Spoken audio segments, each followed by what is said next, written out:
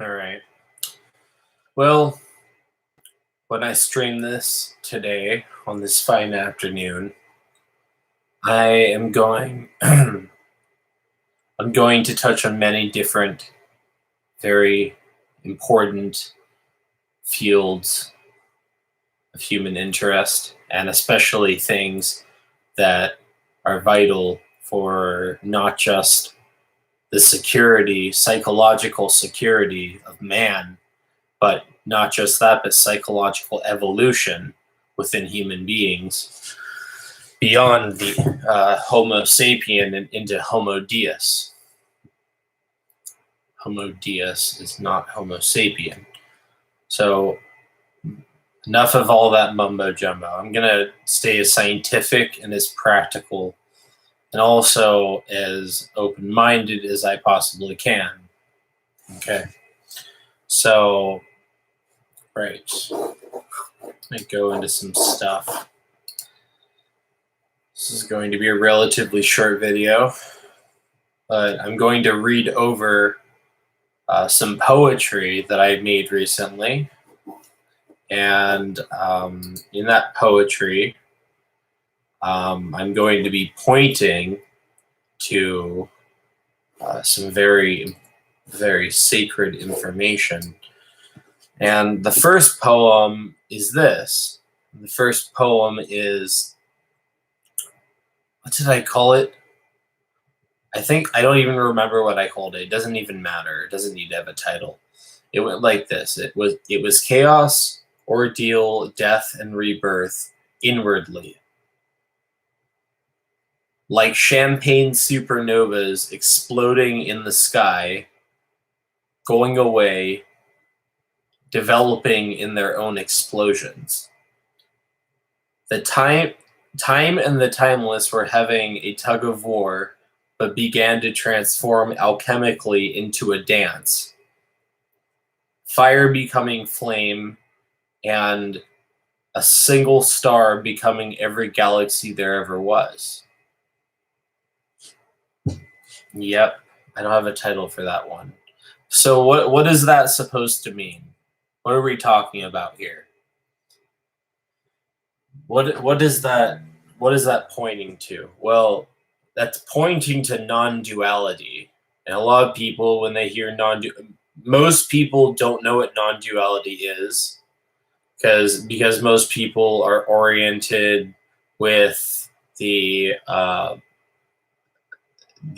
identification existentially with physical reality or with the body. I'm not saying that it's possible to go beyond the body and be completely not a person. No matter how conscious you are of this non-duality, you're always going to remain a normal person. Though normal is it's a different kind of. It's not the status quo normal. It's extraordinary normal. Okay. So, what is non-duality? It is energy. It is energy that everything is made up of, and it is I guess you would say, the irreducible first-person perspective that is first order to all phenomena that can possibly be known in every single possible way within reality or the universe. This energy is what you are from a non-dualistic perspective. From a dualistic perspective, you're just a human being. So they always happen at the same time, and this existence of this energy or non-duality, since it exists within duality because it's inseparable from it.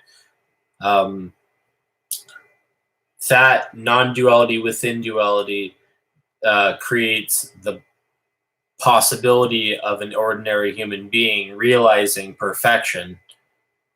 Non-duality within duality is the foundation for perfect balance between self and other, yin and yang, light and dark, infinite and finite, mental, physical.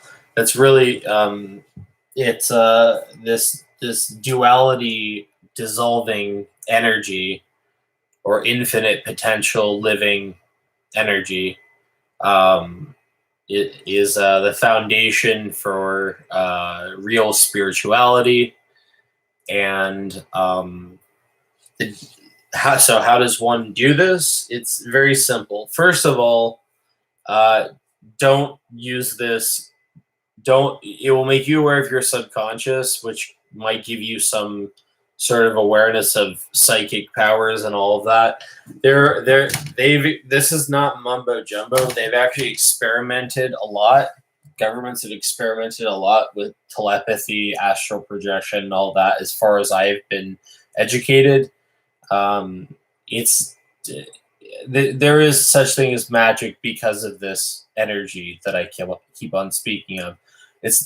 In my opinion, don't really get too mesmerized by this because it's not really that important, especially in comparison to the real essence of non-duality, which is living a highly ethical or eventually even a completely compassionate and intelligent life. Non-duality is infinite intelligence, but it's still limited by the laws of the three-dimensional reality we all live in. It's still bound by that because this energy implies its opposite, which is physical reality. Self must include other. This must include that. Light must include dark. Birth must include death. Blah blah blah. Right? How do you attain a non-dual state? How do you attain a non-dual state? Okay, so the past and the future are limited, right? Of course they're limited. Past and future are limited. Both the past and future are opposite to now. And therefore, because they're opposite to now, the now must be unlimited. And if it's unlimited, then it must be beyond duality. So what do? This is all you do.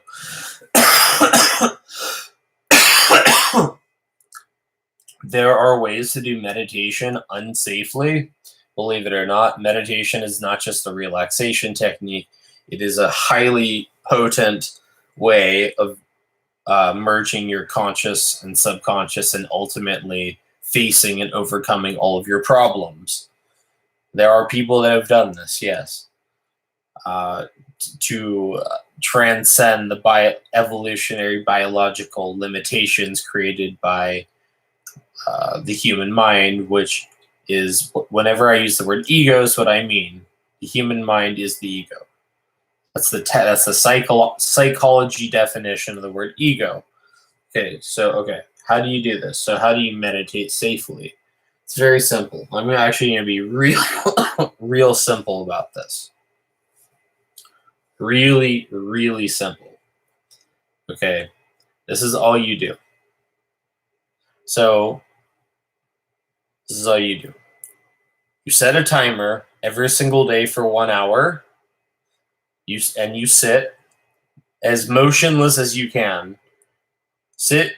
Ideally, if you can, don't make a single adjustment or itch anything. Just sit there with everything that comes up.